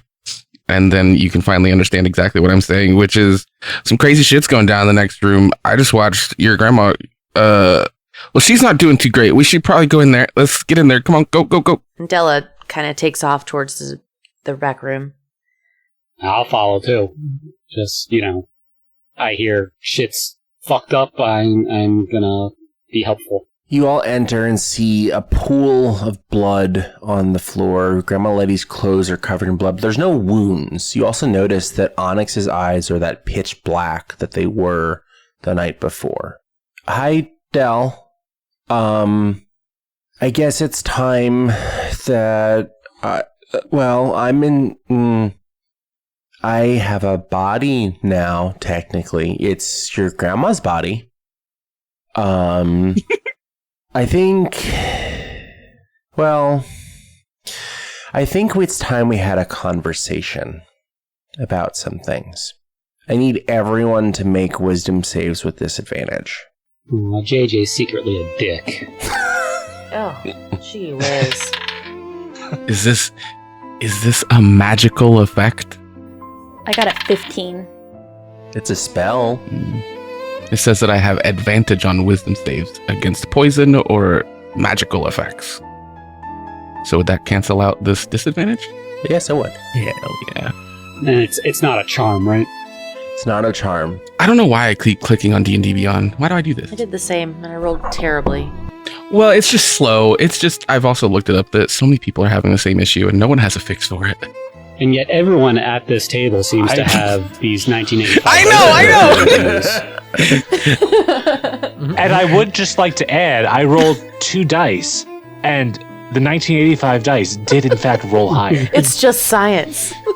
I got a 13. So your spell save that you need to beat is a 19. No. Oh, great. I got a 21 with my 1985 dice. Anyone else beat a 19? Not even close. If I had been able to use my 1985 dice, I would have got a 19, but I rolled with disadvantage, so No. unfortunately I got a 16. I rolled my 1985 dice 2 times, and one of them was higher. So take that, dice.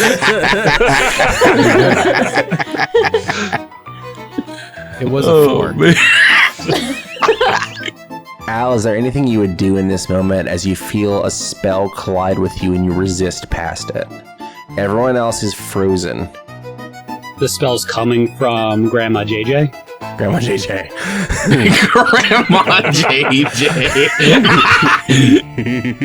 That's disgusting and disturbing, actually. Can we never say that again? That would be super. That's her new name. I love it. It's their new name, I guess. Stop.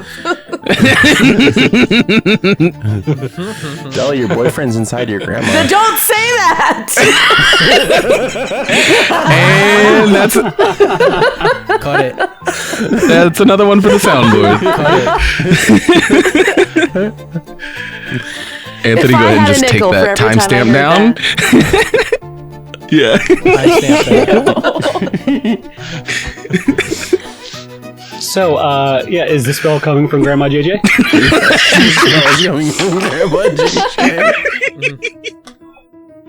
So if I feel the spell coming at me and I resist it, do I know the spell that's hitting me, or do I just feel a spell? You feel a 7th level spell. Oh. Holy. So I resist it, and in an instant when I feel it, I release my buddy, and it shoots from my chest over behind Grandma JJ, and through it, I'm going to cast Spiritual Weapon, and basically you see this giant Lunamoth now is wielding a giant spiritual mace, and it's just gonna swing in retaliation. Roll to hit. You're gonna hit an old lady? And a young man. That 24 to hit Grandma JJ is brought to you by D&D Beyond. It makes me laugh every time you say it. This is the worst night of Della's life. It collides with her, and you see it blocked by some invisible magic force field. She's cast shield. And she beat a 24 with the shield? The fuck? Please don't interrupt. I promise you're gonna want to hear this. That's JJ talking, right? Not Grandma? Yes. While he's telling me not to interrupt, I just go, you just attacked all of us, and you're telling me not to interrupt? You need to stand the fuck down right now. I'm sorry. At first, all I wanted was quiet, but it seems I'm going to have to impose it.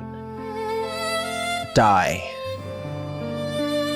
I'm assuming Al has under 100 hit points. No, well, yes, sorry. Then power word kill would drop Al.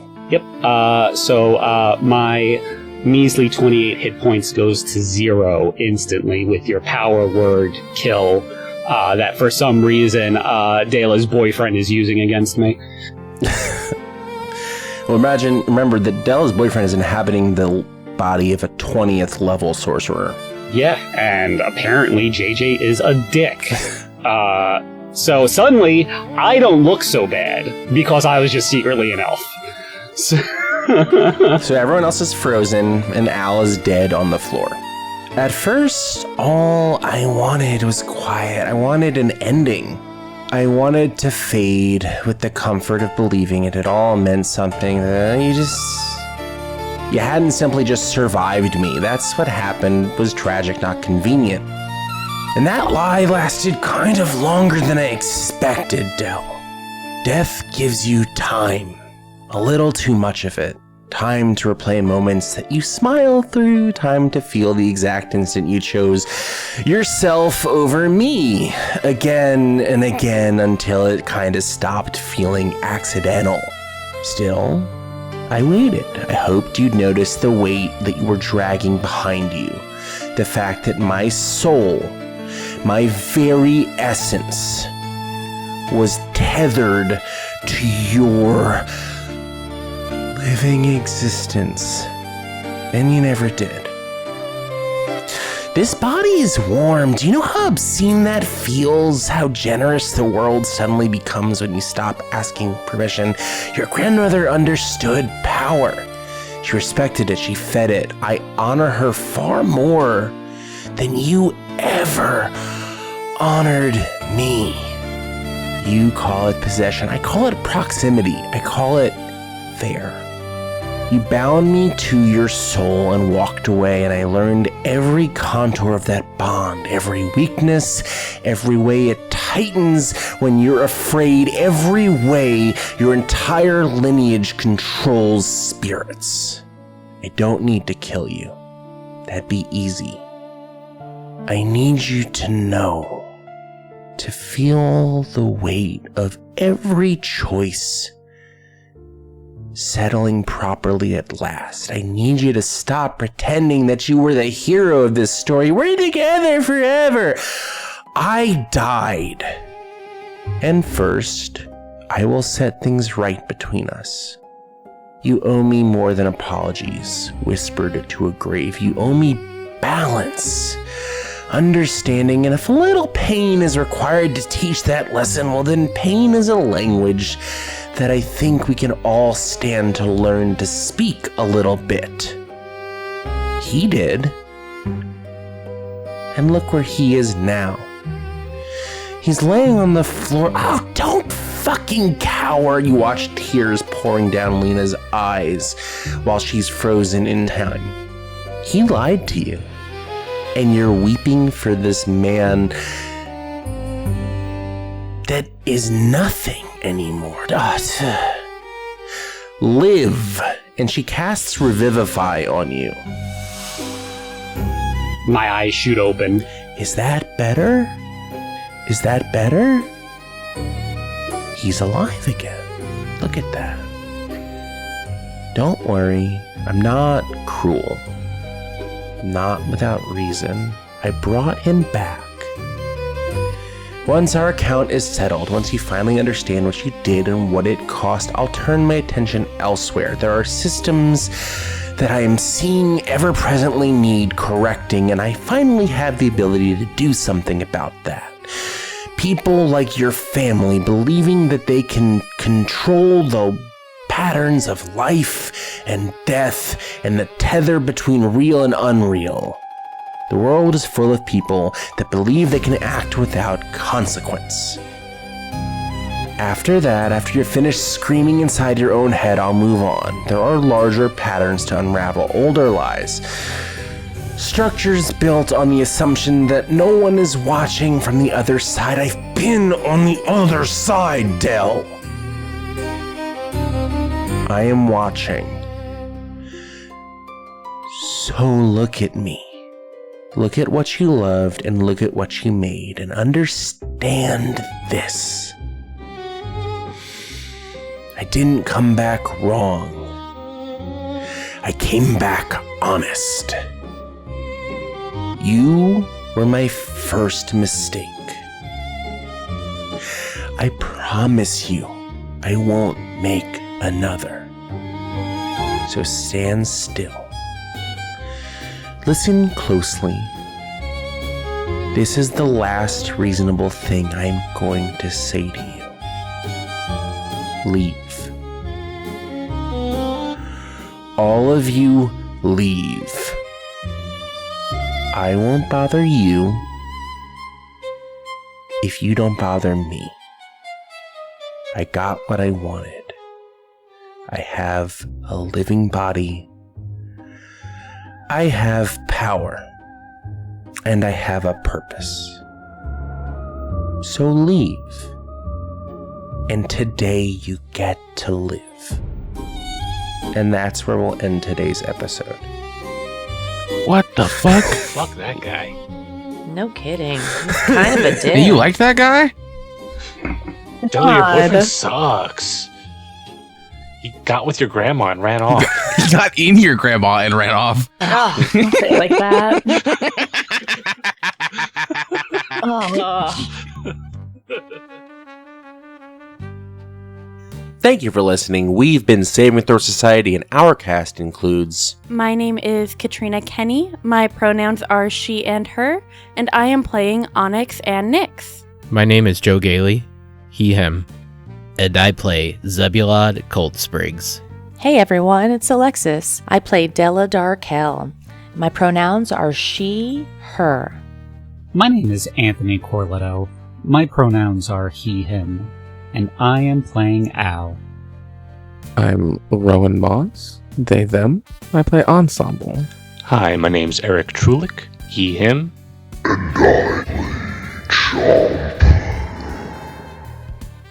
And lastly, I've been Samson Flansbaugh. My pronouns are he, him, and I play the world and everything else inside of it. Make sure you follow the social media page of your choice that can be found in the link in the description. And for those of you wanting some extra content and bonus episodes, make sure you join the society and become a subscriber for our Patreon. Thank you for adventuring with us, and remember, sometimes all that stands between you and the end is one successful saving throw.